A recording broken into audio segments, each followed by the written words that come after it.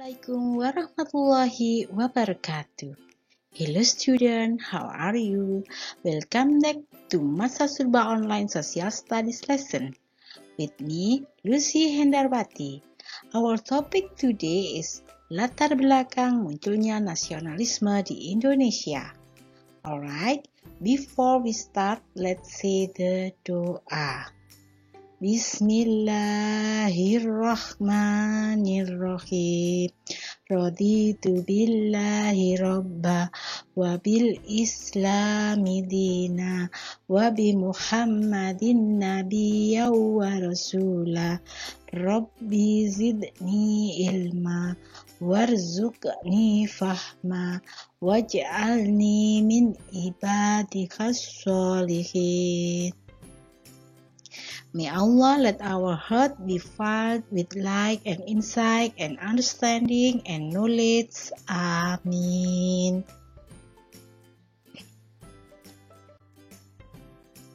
Latar belakang munculnya nasionalisme di Indonesia oleh Lucy Hendarwati, mata pelajaran IPS, SMP, atau MTS. Tujuan pembelajaran pada hari ini melalui kegiatan pengamatan dan diskusi peserta didik dapat 1. Menjelaskan pengertian nasionalisme atau kesadaran nasional. 2. Menjelaskan dari mana dan faktor apa saja yang melatar belakangi munculnya nasionalisme. 3. Menjelaskan sejarah kelahiran, tujuan, dan bentuk perjuangan organisasi etnis kedaerahan. Pengertian nasionalisme. Nasionalisme adalah suatu sikap politik dari masyarakat suatu bangsa yang mempunyai kesamaan kebudayaan dan wilayah serta kesamaan cita-cita dan tujuan. Faktor internal munculnya nasionalisme. Yang pertama, penderitaan rakyat yang sudah cukup lama, sehingga menimbulkan dorongan yang kuat untuk berjuang membebaskan diri dari segala penderitaan.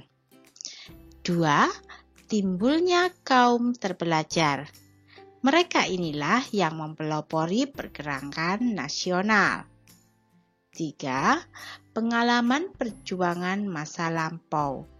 Perjuangan fisik dan bersifat kedaerahan ternyata tidak banyak berhasil, sehingga mendorong untuk mengubah cara perjuangan.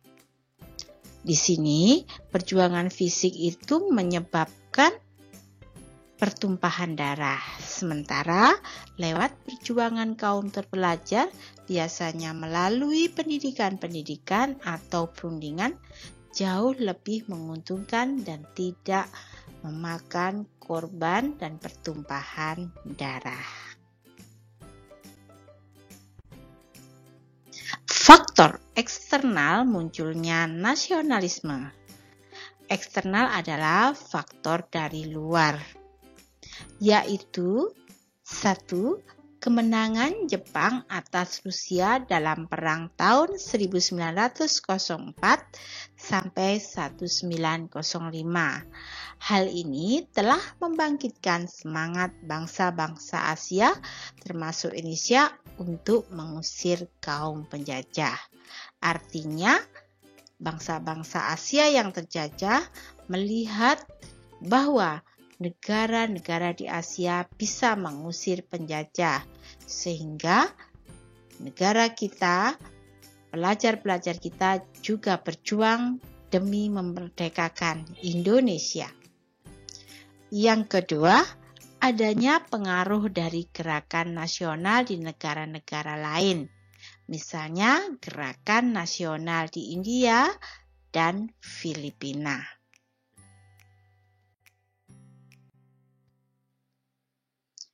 Politik etis di Indonesia terdapat penyelewengan, yaitu, saya jelaskan dulu, Pada pemerintahan Belanda, Indonesia merasa sangat sengsara.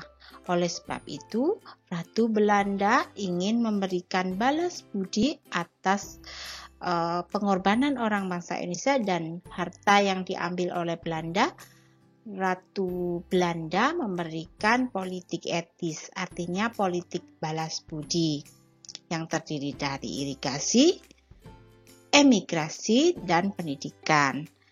Maksud dari balas budi itu agar orang Indonesia bisa mengatur pengairan di sawah agar baik, kemudian bisa bertransmigrasi untuk mengolah daerah Indonesia yang luas, juga memberi pendidikan agar orang Indonesia pandai. Namun pelaksanaannya terjadi penyelewengan saat pelaksanaan di lapangan. Penyelewengannya yaitu yang pertama adalah irigasi hanya untuk kepentingan perkebunan Belanda. Jadi tetap menguntungkan Belanda. Yang kedua, perpindahan atau emigrasi atau transmigrasi hanya menjadikan rakyat Indonesia menjadi buruh dengan upah kecil.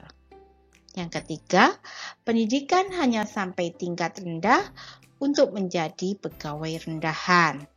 Pendidikan tinggi hanya untuk orang Belanda dan sebagian anak pejabat, sehingga golongan yang paling rendah hanya cukup bisa membaca atau menghitung.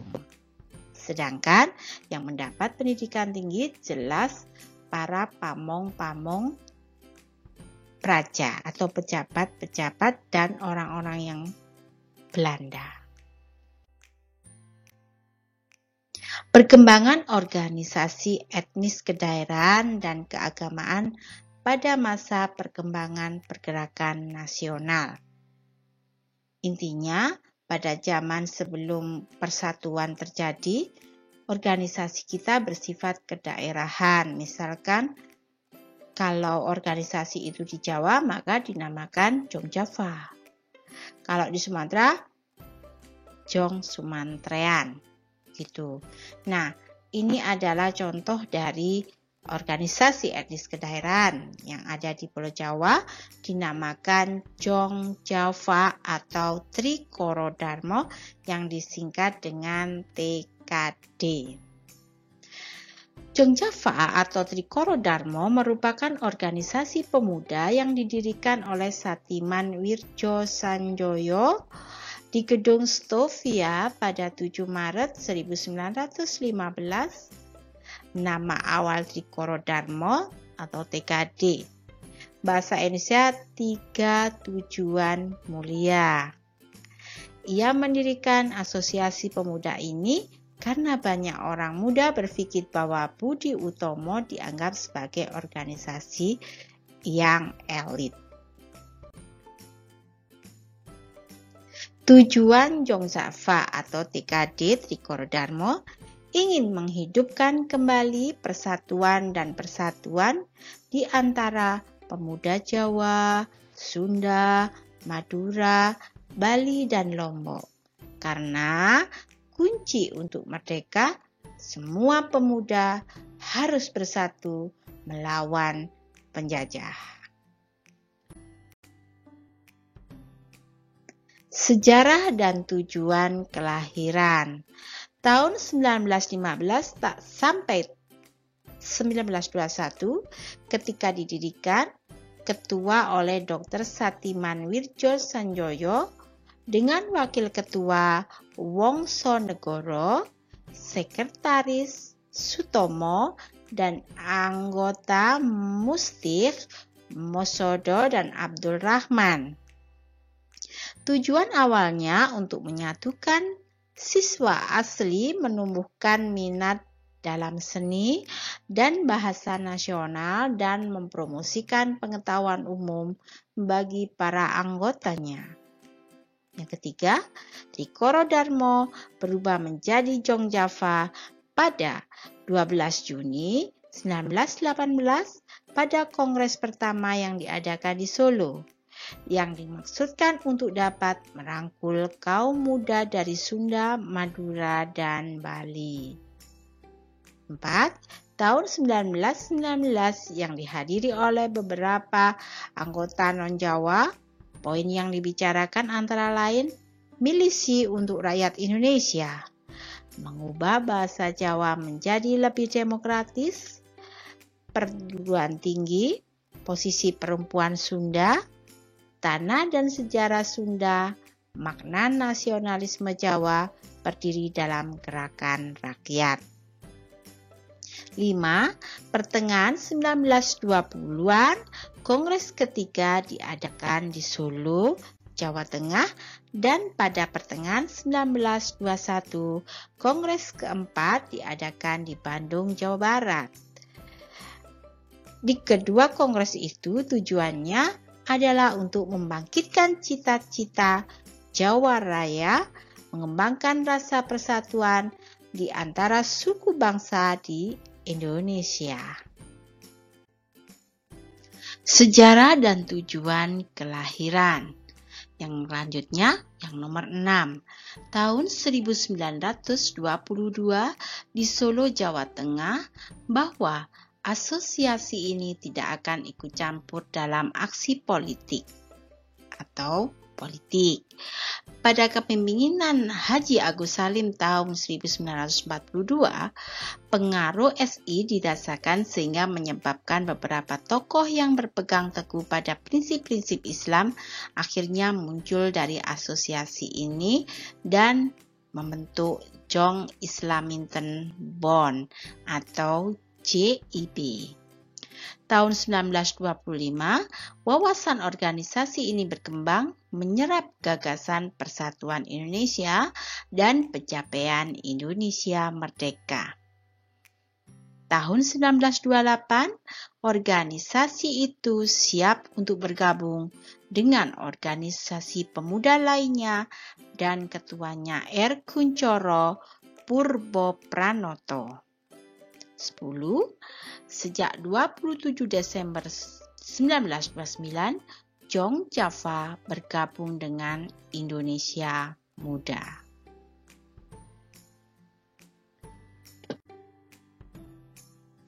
Asas dan tokoh Jong Java. Asas Sri Koro Darmo menciptakan hubungan antara siswa pribumi di sekolah dan kursus kejuruan. 2. Tambahan pengetahuan umum ke setiap anggota. 3. Membangkitkan dan mempertajam bahasa dan budaya Indonesia. Tokoh Jong Java. Ketua Dr. Salman Wijo Sanjoyo. Wakil Ketua Wongso Negoro. 3. Sekretaris Sutomo. Anggota Muslik, Musodo, dan Abdurrahman. Berikutnya adalah organisasi kelanjutan dari Jong Java, Jong Islamisme Bond. Sejarah kelahiran.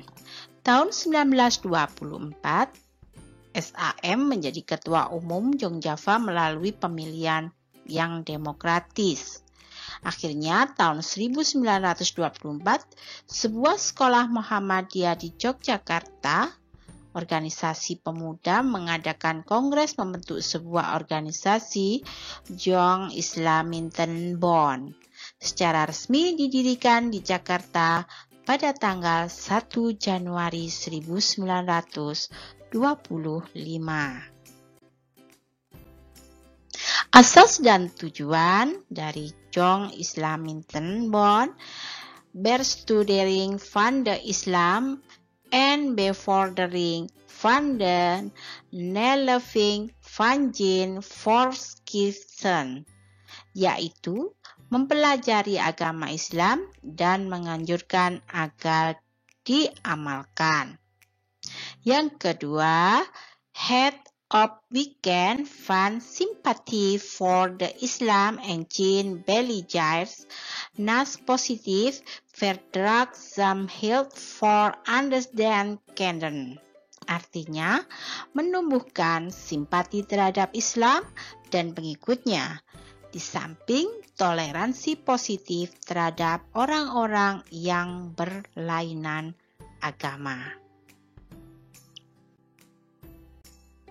Bentuk perjuangan. Selain menerbitkan majalah serta tulisan tentang Islam, cabang JIB, Jong Islam Internbond, mengadakan kursus agama dengan menggunakan bahasa Belanda yang menjadi ciri khas dan keharusan dalam gerakan pemuda. Perkumpulan Kristen PPK. Jadi ini adalah organisasi yang ketiga. Sejarah kelahiran. Pada awal berdiri tahun 1920 bernama Muda Kristen Jawi. Dalam bahasa Jawa kemudian diubah menjadi Perkumpulan Pemuda Kristen atau PPK dalam bahasa Indonesia. Tujuan: membina iman para pemuda Kristiani dan juga menjadi wadah untuk saling berbagi pengalaman dalam keseharian sebagai Kristiani dan mempererat pemuda Kristiani. Bentuk perjuangan, keagamaan, dan pendidikan. Organisasi berikutnya adalah Muhammadiyah. Sejarah kelahiran. Pendirinya adalah Kiai Haji Ahmad Dahlan di Kampung Kauman, Yogyakarta. Pada tanggal 18 November 1912, 8 Zulhijjah 1330 Hijriah. Tujuan: mewujudkan cita-cita masyarakat Islam yang sebenar-benarnya dengan menegakkan dan menjunjung tinggi agama Islam. Bentuk perjuangan, keagamaan, dan pendidikan. Organisasi berikutnya adalah Taman Siswa. Sejarah kelahiran. Organisasi ini berdiri tanggal 13 Juli 1922 di Yogyakarta dan didirikan oleh Ki Hajar Dewantara. Tujuan: mendidik pemuda Indonesia dan juga sebagai alat perjuangan bagi bangsa atau rakyat Indonesia. Bentuk perjuangan, pendidikan untuk pribumi. Organisasi berikutnya adalah Nahdlatul Ulama. Sejarah kelahiran. Didirikan pada tanggal 16 Rajab 1344 Hijriah atau 31 Januari 1926, dipimpin oleh Kiai Haji Hasyim Asy'ari sebagai Rais Akbar. Tujuan: di tengah-tengah masyarakat menegakkan ajaran Islam menurut paham Ahlus Sunnah wal Jamaah dan masih dalam wadah Negara Kesatuan Republik Indonesia. Bentuk perjuangan, keagamaan, dan pendidikan. Kesimpulan pembelajaran hari ini, nasionalisme adalah sikap politik dari masyarakat suatu bangsa yang mempunyai kesamaan kebudayaan dan wilayah serta kesamaan cita-cita dan tujuan. Faktor internal nasionalisme atau faktor dari dalam adalah penderitaan cukup lama, munculnya kaum terpelajar dan perjuangan masa lampau. Berikutnya adalah faktor luar atau eksternal nasionalisme, pengaruh gerakan nasional negara-negara lain. Berikutnya, perkembangan organisasi etnis kedaerahan dan keagamaan pada masa perkembangan pergerakan nasional antara lain Trikoro Darmo atau Jong Java, 2 Jong Islam Intern, 3 Perkumpulan Pemuda Kristen, 4 Muhammadiyah, 5 Nahdlatul Ulama, dan yang keenam adalah Taman Siswa. Pesan moral. Banyak tokoh yang terlibat saat proses perjuangan memperoleh kedaulatan negara Indonesia dengan cara-cara yang berbeda. Para tokoh pada masa perjuangan kemerdekaan menunjukkan suri tauladan berupa nilai-nilai perjuangan yang patut ditiru generasi sekarang dan mendatang. Nilai-nilai perjuangan atau nilai-nilai kejuangan masa revolusi meliputi persatuan dan kesatuan, rela berkorban dan tanpa pamrih, cinta pada tanah air, saling pengertian, dan saling menghargai. Tugas siswa, anak-anak buatlah 20 soal dan jawaban sesuai materi yang ada di video pembelajaran hari ini. Ditulis di buku tulis dan difotokan. Dikumpulkan tepat waktu paling lambat pukul 5 sore atau 17.00. Penutup, well, this is the end of this video lesson. Let's say hamdalah together. Alhamdulillahi Rabbil Alamin. Thank you for your attention and see you again on my next video. Bye-bye. Wassalamualaikum warahmatullahi wabarakatuh.